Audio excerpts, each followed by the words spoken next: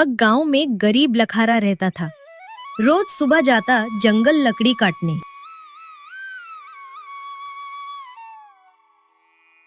थे अपने मन में सोचता, हे भगवान, आज तो हाथों में ताकत ही नहीं बची। कल भी खाली हाथ लौटा था।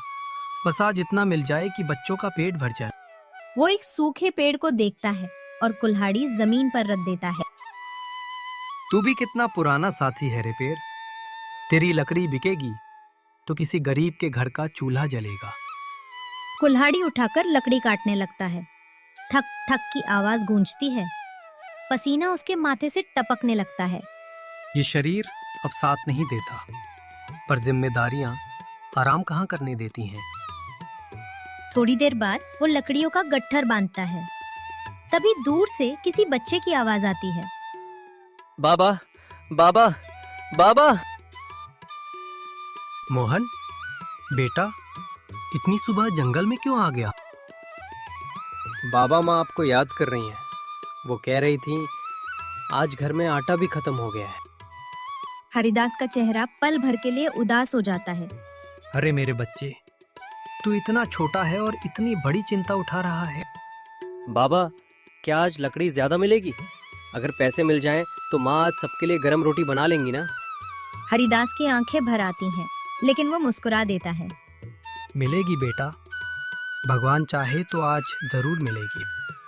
बाबा, जब मैं बड़ा हो जाऊंगा ना, तो आपको जंगल में काम नहीं करने दूंगा। मैं खूब पैसे कमाऊंगा। बस यही सुनने के लिए तो मैं रोज कुल्हाड़ी उठाता हूँ बेटा। तू माँ के पास जा, कह देना बाबा अभी आ रहे हैं। बस ये आखिरी लकड़ी काट लो।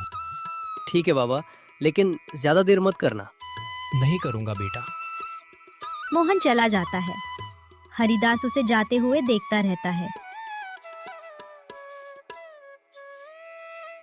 हे भगवान, मेरे बच्चों को कभी मेरी तरह गरीबी ना देखनी पड़े। अगर दुख देना ही है तो मुझे दे देना, पर मेरे परिवार को मुस्कुराता रखना। चलो, आज शायद रोटी के साथ सब्जी भी बन जाए।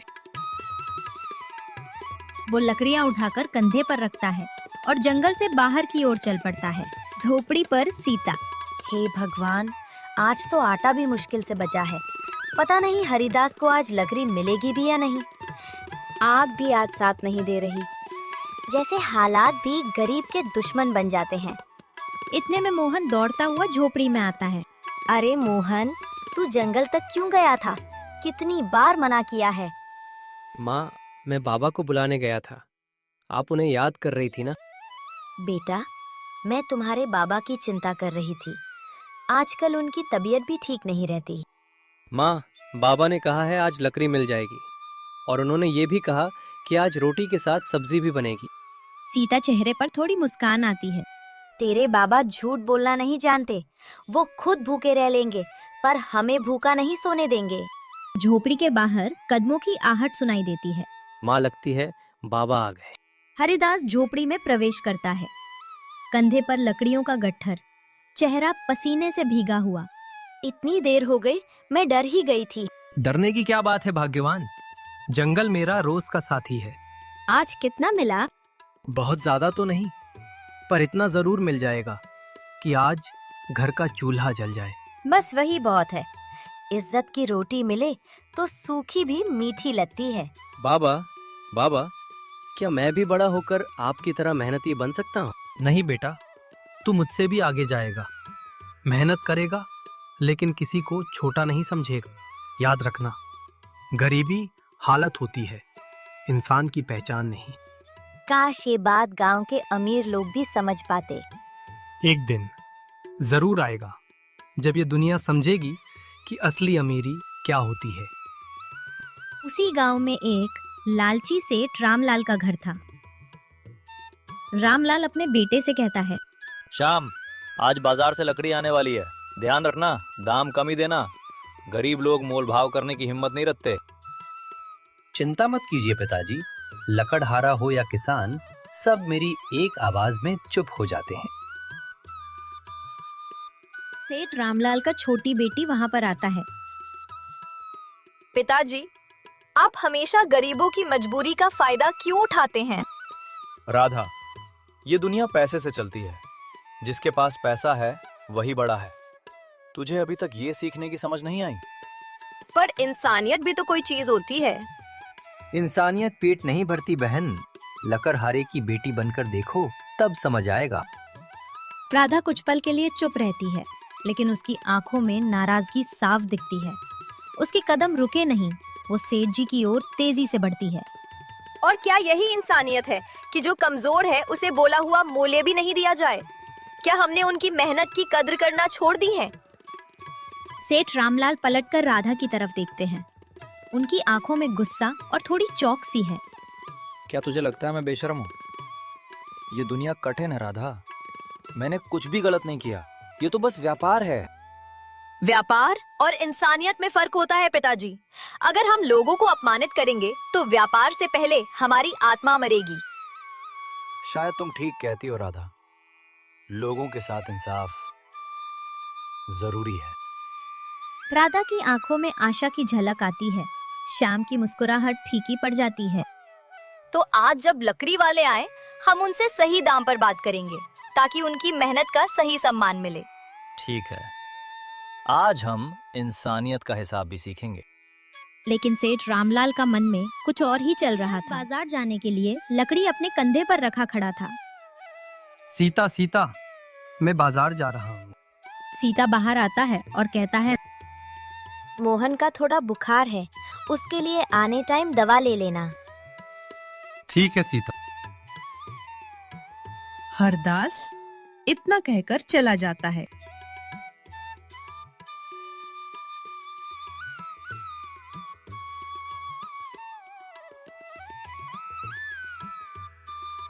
हरिदास अपनी लकड़ियों का गट्ठर जमीन पर टिकाता है।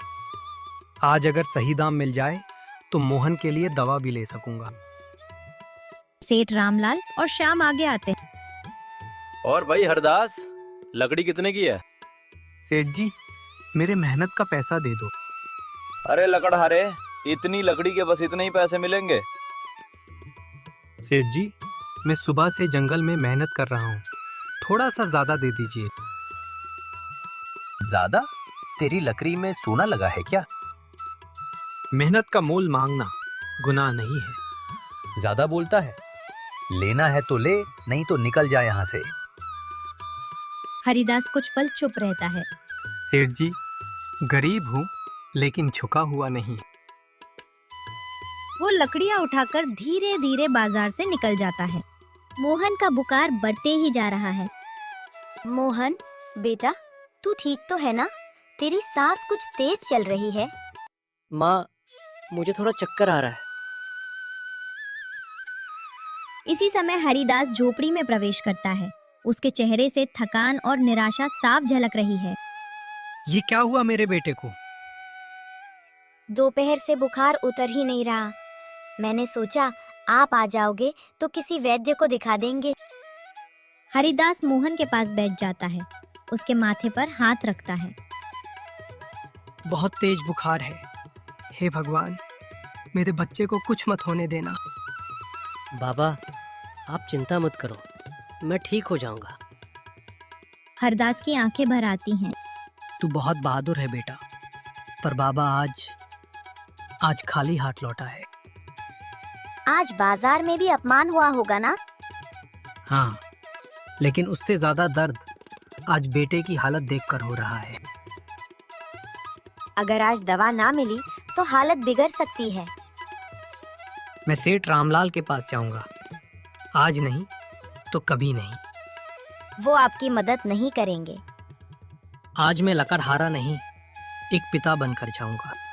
हरिदास शत रामलाल के घर जाता है, रात के टाइम पे पैसे उधार मांगने।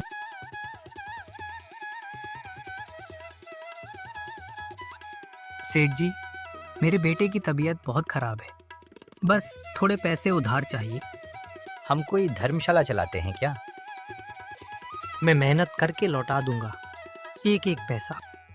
मेरे दरवाजे पर गरीबी मत फैलाओ। हरिदास सिर झुकाकर लौट जाता है। हरिदास। अंधेरी रात। हरिदास टूटे कदमों से जंगल की ओर बढ़ता है।